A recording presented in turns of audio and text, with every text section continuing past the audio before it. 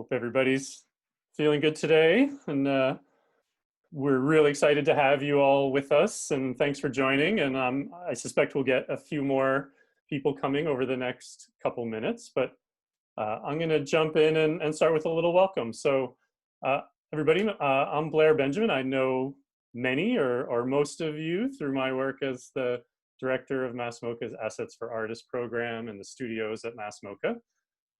But another hat I wear is being a member of the Artist Impact Coalition, the North Adams Artist Impact Coalition, which is the host and sponsor of today's event. We're just thrilled to have you here with us today. And I know what most of you are really excited to do with us today is go into breakout groups, small groups of peers in the arts world, and talk about how you can interrupt racism in different aspects of our lives, whether it's in the workplace or in social media or in your art practice or in the wider community. And when you all signed up for this session today, you let us know what your preferences would be. So hopefully you'll end up landing in a group of your choice to have those conversations in good community and come away with some new ideas or some new questions perhaps about how we interrupt racism. So we're really excited to do that with all of you today. But before we jump in to do that, and also to give Brianna a little more time to kind of rebalance these breakout rooms and make sure we get that right, which takes a little while on Zoom, I'm going to give you a little background about how we got here. So, I mentioned the North Adams Artist Impact Coalition. That's our host today. I want to tell you a little bit about that group, how we've organized the work we're doing around anti-racism, who's involved a little bit, and the process we've been using. So you have a little more context about what's going on with this second session around interrupting racism in our community. So I am actually gonna share a few slides so that you have something to look at besides just faces. You'll have plenty of time for faces in a little bit. So let me see if I can find PowerPoint. All right, I hope everybody can see that and probably still see a few faces as well. Yep. So first, what is this North Adams Artist Impact Coalition? A few of you are probably familiar with it. But we are a group of community arts organizers who care about making North Adams an amazing place for artists to live and work, as it says on our website. And this is it's a loosely formed group that came together after the Artist Town Hall event that we put together at MoCA 2 years ago. And we had an amazing group of 115 plus people come together. Y'all remember the times when we could still do that and have people come together in person and talk about exciting things. And so these folks came together because they wanted to sort of figure out more ways that North Adams could be a great place and North Berkshire could be a great place for artists to live and work and be integrated in the community and connected to each other. And there was just a really energizing feeling of that night. People really responded positively. And so we came away from that, the group of us that put that together and organized it, thinking, all right, we've got to do more with this. We got to keep this momentum going. So we started meeting monthly. We started putting out a monthly e-newsletter about resources for artists in our community. We started putting together quarterly meetups of artists at various locations, so more in-person opportunities for artists to connect. And then last summer, we decided to start calling ourselves the North Adams Artist Impact Coalition, and we felt like there was even more that we could be doing. So we went and started brainstorming new possibilities, and we put together a grant proposal to the NEA for the Our Town grant. And a couple months ago, we were awarded a nice juicy NEA grant that will allow us to continue this work and really grow it in the community. And so I know some of you have probably heard about that. And one of the big things that we're doing going forward is offering a $5,000 grant, a number of $5,000 grants for folks who are putting together projects, opportunities for artists to strengthen the local community. So I encourage you to look for that. And I encourage you to follow the North Adams Artist Impact Coalition and keep up with what we're doing. You can do that through our Instagram page, Google us on, find our website and find out more information. And you know, definitely think about projects that you think our community needs to better support artists, because we want to hear that. There's a September 15th deadline for these $5,000 grants, and we want to have a really amazing set of projects and possibilities to choose from. So while we've been doing all of this work to support artists in our community, you know, ramping up the frequency of our meetings over since the onset of COVID, meeting every 2 weeks to really try to engage with the challenges that artists are facing now and offer as many services as we can. We've also, of course, been shaken and outraged by the horrific murders of George Floyd and Ahmaud Arbery and Breonna Taylor and so many others. And we've been inspired by the protest movements that have erupted around the country and around the world. And so many of our members of our coalition, just, you know, independently, of course, have been getting involved in protest activities locally. Organizations, we've all been sort of addressing what more we can do organizationally and institutionally to fight racism. And so we've also been thinking about what kinds of conversations are, you know, need to happen outside in the wider community.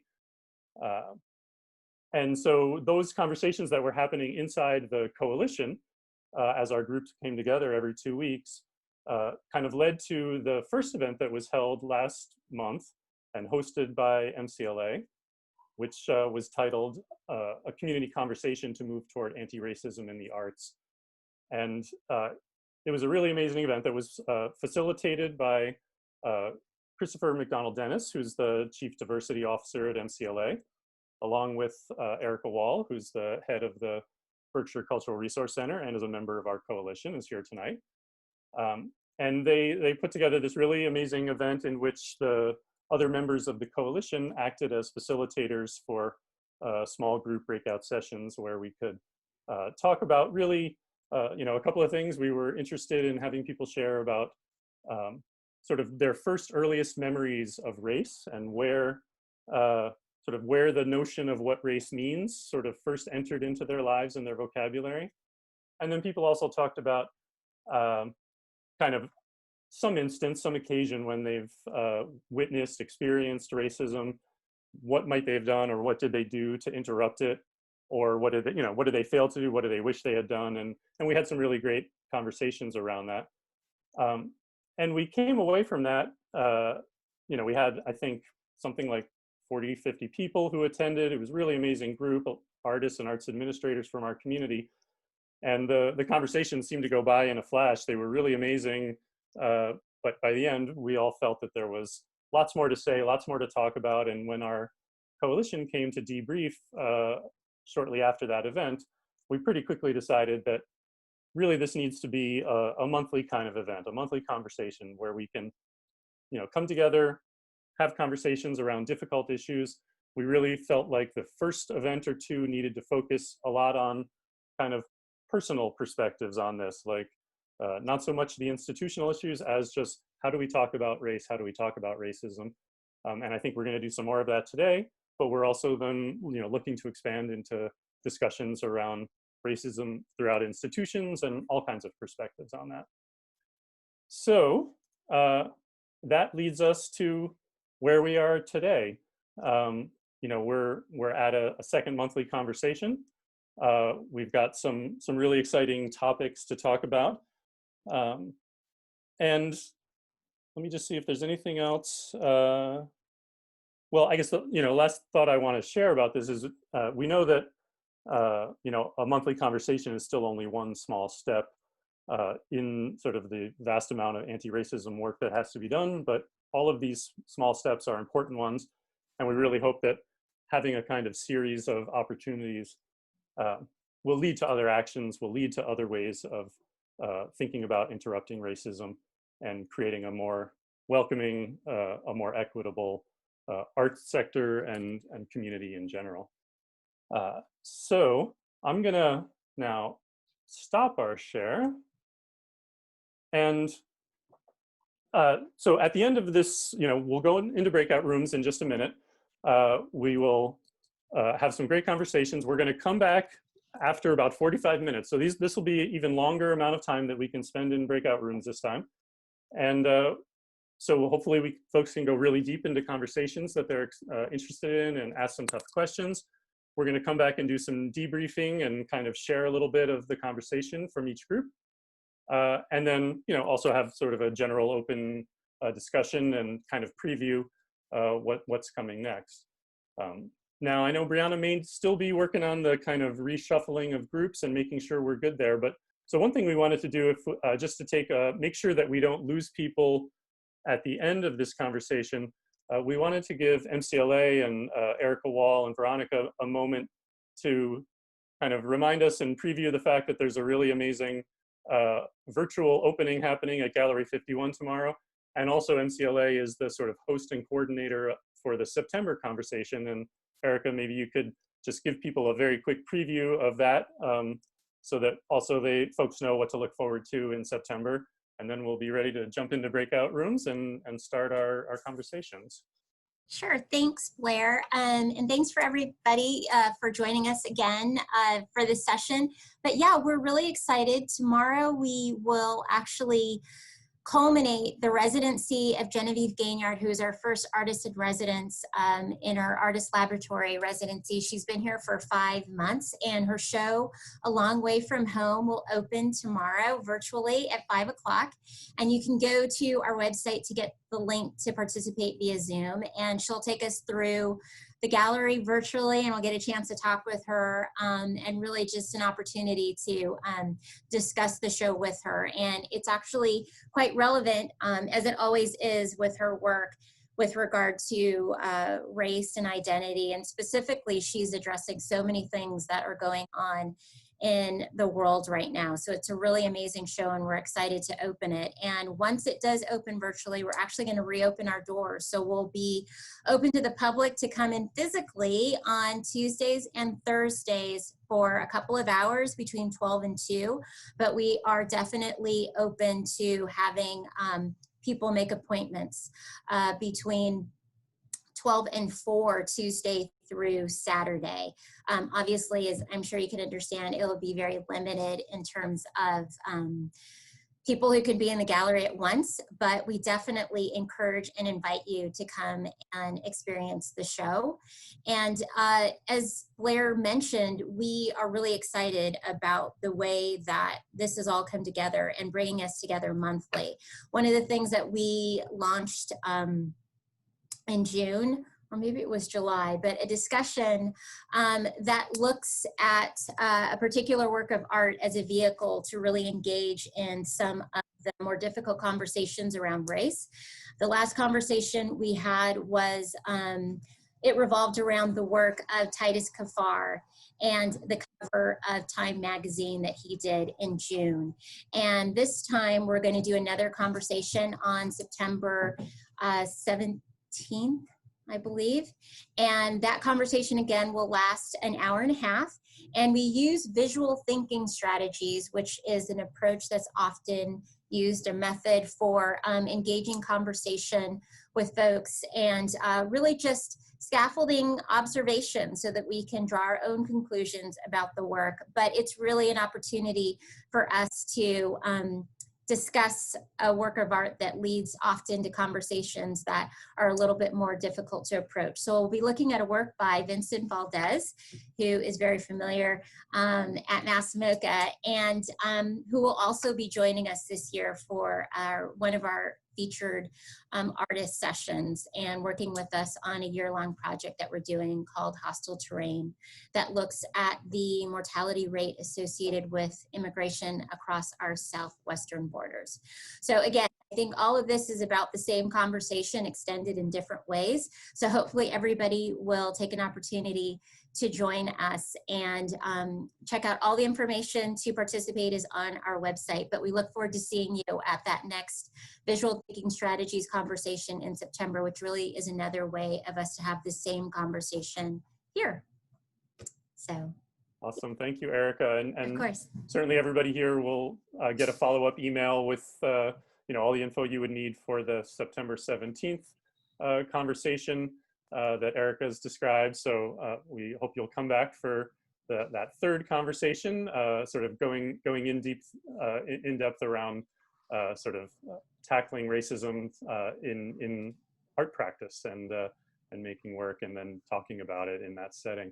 And one more thing, which I didn't in my intro, which is just to name the different organizations that are kind of represented, like what composes the Artist Impact Coalition. So we have 17 members of that group now, and with folks from, you know, a variety of folks from MoCA, from MCLA, Berkshire Cultural Resource Center, common folk, the City of North Adams, the Cultural Council of Northern Berkshire, Installation Space Gallery, Walkaway House, the North Adams Public Art Commission, and then a number of individual artists not affiliated with any particular organization. So, you know, we're also always open and interested to hear from folks who may want to join in this work at more of that kind of organizational level, whether it's specifically around the anti-racism subcommittee and organizing work that this event is part of, or the more general work of the coalition, encompassing how we support artists in our region. So feel free to reach out to us about that, and we'd be happy to figure out how we can get you involved. Well, welcome back, everybody. That sure did go pretty fast, I thought. 45 minutes sometimes seems like a long time, but that was, we were left with lots more to talk about. But I hope everybody had a really good time to connect with each other and talk over some things. And I don't have the exact rundown of which groups exactly, you know, which groups are out there and how they're organized. So maybe, Brianna, I wonder if you could kind of call out groups, and each group can kind of have somebody who says a little something about what just, you know, what the conversation was about, or any particular thoughts or takeaways that really stuck with them. Yeah, so the first group that I visited was Amanda's group, talking about workplace. So Amanda, yeah, someone from that group might report back a little bit from that conversation. I'm happy to share out, and then if anyone else from the group wants to chime in, please do if there's anything I left out. So we're talking about the workplace, and we talked about our own blind spots, and a few of us felt like it was hard to immediately think of an instance that we've seen or perpetrated, and that how that speaks to our privileges. We talked about sort of hierarchies and where we can build channels for people who have different levels of power because of identity, because of race, because of being interns or something like that, to be able to report incidents or call their colleagues in, but also the importance of recognizing small steps and making changes where possible within your sphere of influence. We talked also about white supremacy culture in the workplace and where that gets in the way of making space and room for these kinds of conversations, for concerns that colleagues of color might voice, that white colleagues might not recognize. We talked a little bit also, we were all museum workers specifically, so we talked about the difference between interrupting moments that happen internally within our staff members, but also with experiences with the public, and how to step up and intervene in those situations. And then I think the last thing I want to share is that we talked about the difference between speaking up against overt racism, someone with, you know, very explicit white supremacist symbols, for example, versus white liberals, and where comfort plays into that and where safety plays into that. And so some people feeling more at ease calling out someone with a, you know, Confederate flag t-shirt maybe, versus someone who might feel less physically safe doing that, but more comfortable calling out a white liberal colleague, and sort of different nuances in those situations. Wow, thank you, Amanda. That sounds like a really powerful conversation.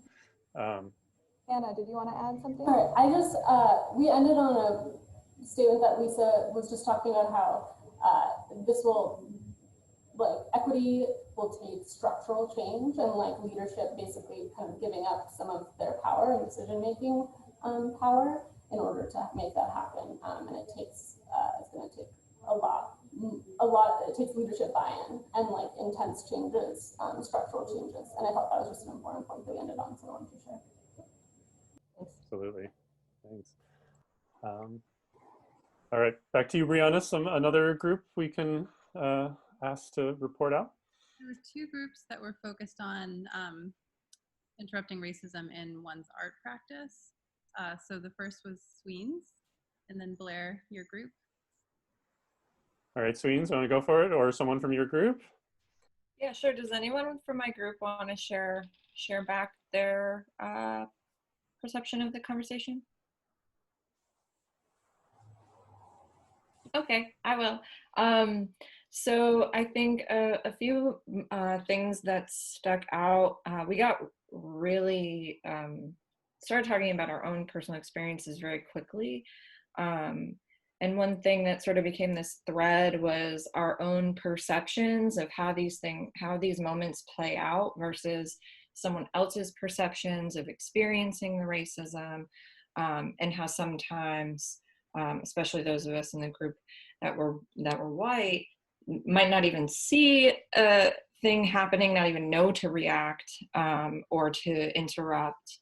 And in terms of our art practice, there was a really robust conversation around that perception and writing characters and writing from the perception as a white person wanting to have a diverse set of characters, but also having to like understand that you're writing for someone else's perspective and what that means, and then hearing and getting deeper into that, how someone experiences your art and perceives your art can be very different than how you intended it to be seen and heard and experienced. And so trying to unpack those layers so that your message and your art gets across in the way that you want it.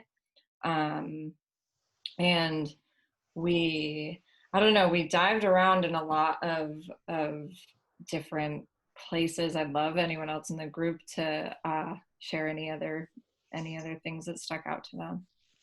Yeah, I really liked the conversation around how we think we're creating safe spaces, especially for artists of color, but it's also a matter of or like this one example of like the common folk creating this welcoming space, but then the venue and the staff there not reciprocating that, and how, or just like even at art institutions, how you want to bring in diverse work, but the context and the way that it's being curated isn't hitting the mark either. It's actually creating this offense at the same time while they're trying to create this positive intention of sharing other perspectives.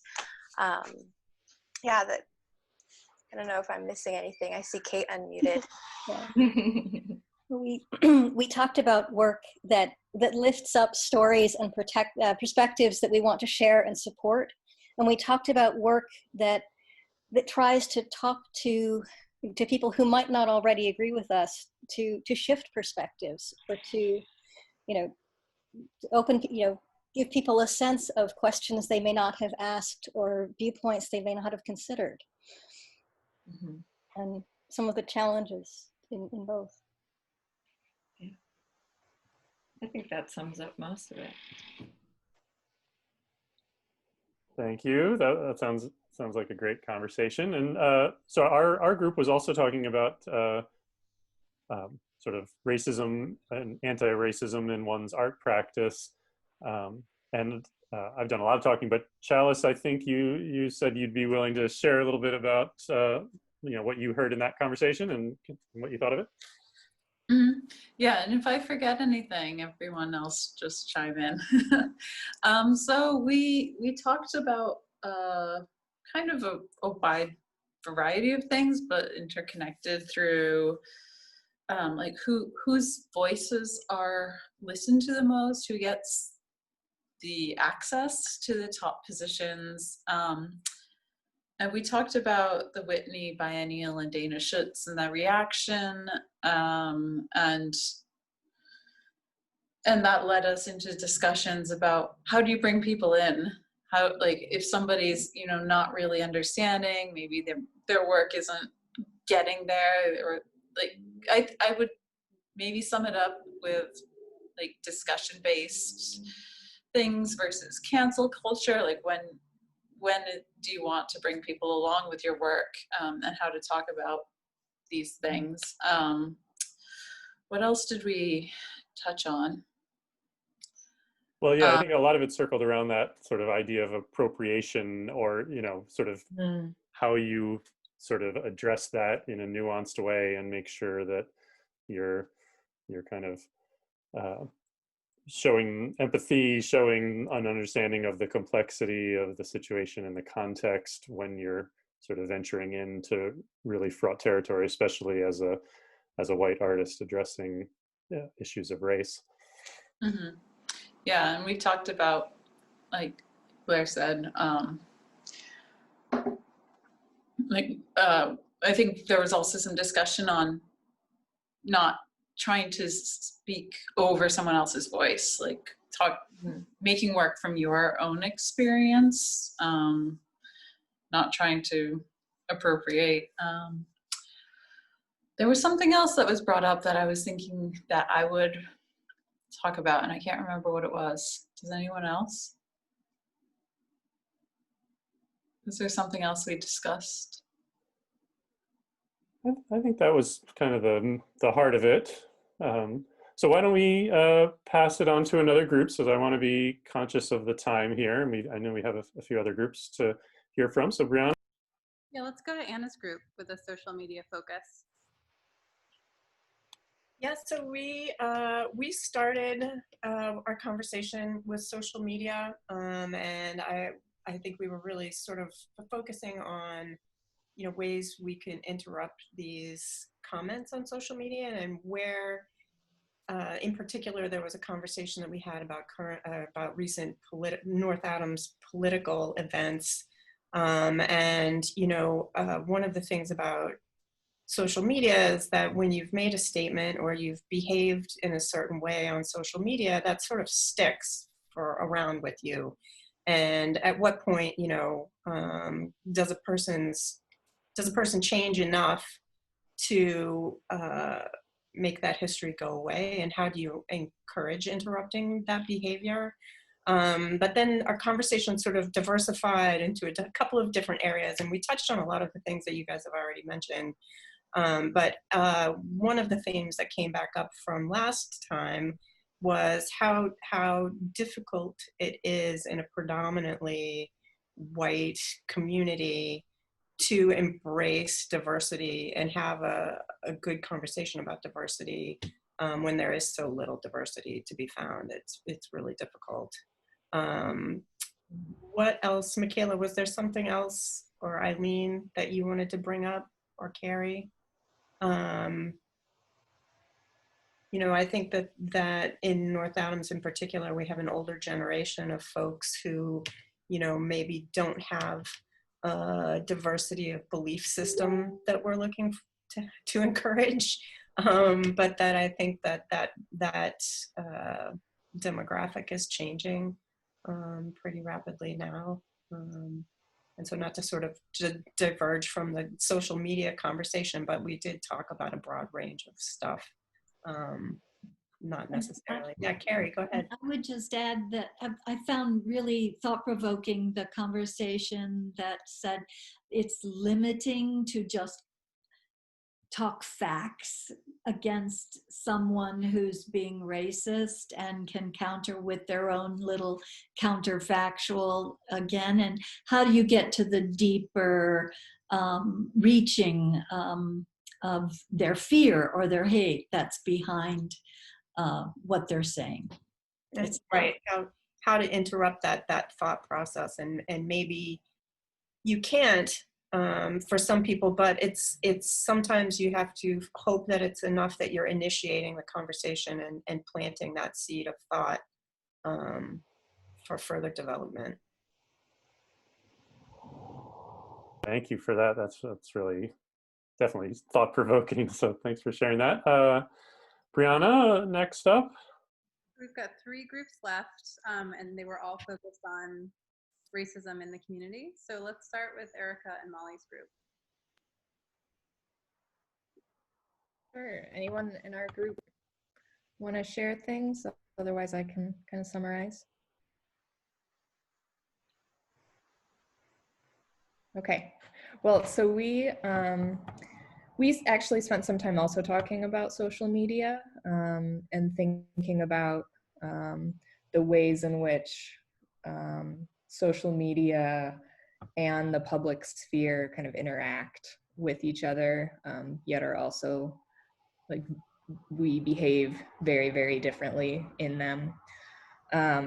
And so then we kind of shifted back into thinking about when we witness or experience something in the real world, how to kind of overcome those fears of challenging another person, or the like feeling like I missed an opportunity to say something, like that was yesterday. And so toward the end, someone shared, experience of like, then I called that person back and said, I've been thinking about this, and this has really been weighing on me, and so I wanted to talk through it. Another great example that someone raised, and I actually wrote it down so that I would remember it myself, is when trying to challenge someone in a public space, instead of like being very overtly challenging, to perhaps just like ask the simple question of like, what do you mean by that? And like start with an open-ended question that both like requires them to reflect on what they said and kind of tease apart what was behind that, but also at the same time giving space for their experiences, instead of just kind of like putting a wall down. Sometimes the wall is necessary, of course, but we were kind of trying to push through that of like, how do we create those conversations when it's a moment where conversation can be had. Group, anything else that we talked about that anyone wants to share? I thought that was That great. was really good. Yeah, Yeah. that's a great takeaway. Thank you. So All right, Priya, next group. let's go next to Becky. Sure. For the sake of time, I'll do just like a quick overview, but if other folks in my group want to share more, if I miss anything, please feel free. But in our group, we definitely talked more on physical experiences, and also as creative community folks, it was interesting that a lot of those experiences were in our workplaces, because our work is very involved in the community.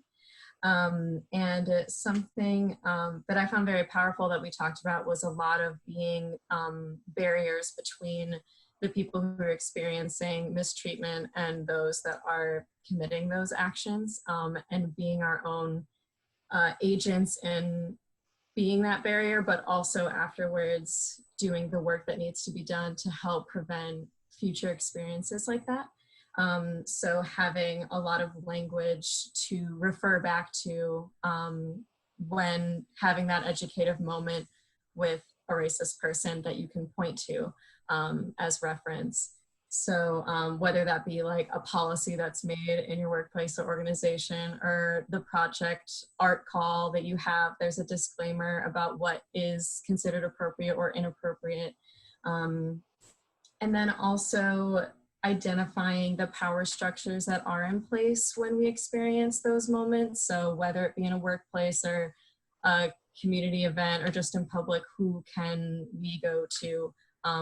Especially, as someone who may be experiencing an act of racism, just helping to identify where those support structures are, and if they don't exist, how we can create them. I don't know if anyone wanted to add anything. Well, it was really also just specifically doing that work as white residents of the area. Like we needed, that's the education we need to do to make the area safe for people. Thanks, Becky. Thanks. That sounds like a really great conversation. So one more group who's left, Brianna? Carolyn's group. I think that's my group. My group shared some really great personal stories of witnessing racism in the community or sort of unintentionally partaking in it. We had stories shared about instances in a library, in an elevator, at a protest, exposed in the community law enforcement, on the phone with a family member.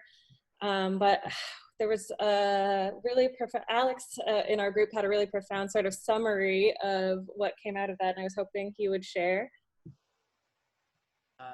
One of the main things we talked about was just the power of racism to be so dehumanizing for everyone, for the person who experiences it, for the person who perpetrates it, for those of us who try to interrupt it, that when we see something that we don't like, we react in ways that we dehumanize ourselves, we dehumanize others. And so, yeah, we talked about how can we recognize how white supremacy culture affects all of us, and how can we kind of stop ourselves when we are starting to fall into things feeling really urgent, right? One of our members reminded us that there is not an expiration on doing the right thing, and that the restorative justice, if we take that mindset, we can do the right thing later. We can make amends, that sense of urgency doesn't have to rule us. A lot of the things that Molly said, I think really resonated. We talked a bit about how we can fall into using violent language of violence, and how we can correct ourselves to de-escalate language instead. Sure, there are other great things. Hand it back to Carolyn. Yeah, no, that was a really great summary. Yeah. Anyone else have anything to share from our group? Excellent. Well, thank you, Carolyn, Alex, and all the groups. So I'm kind of blown away by hearing about all the amazing conversations and thoughts and takeaways. I kind of wish I could have been in all of them all at once, as I'm sure other people are feeling too, which is a good reason that we should be continuing these kinds of conversations and providing more opportunities to keep talking about this work, to do the work, and you know, we're doing the work now, and keep doing the work in other ways, and you know, in other events. So you know, we really look forward to having you all join the coalition and its partners again as we have more of these conversations. The next one, as Erica mentioned, will be September 17th in conjunction with MCLA's exhibition work, and that'll be really exciting and a sort of new and different opportunity for all of us to be thinking about anti-racism in the context of that exhibition. And so you'll get more information on that from us. And just really delighted that you've joined us today for this hour and a half, and hope we'll have you come again. And please reach out to any of the folks that you've gotten to know on the coalition if you want to learn more, ask more questions, and be involved in various ways. And I'll just ask anyone from the coalition have any other final words you'd like to share or send people off with before we call it a night? All right, then I guess I'll get the last word. So thanks everybody. Really great to see you, and take care, and see you next time. Thanks, Blair. Thanks, everybody. Bye, everyone. Thank you.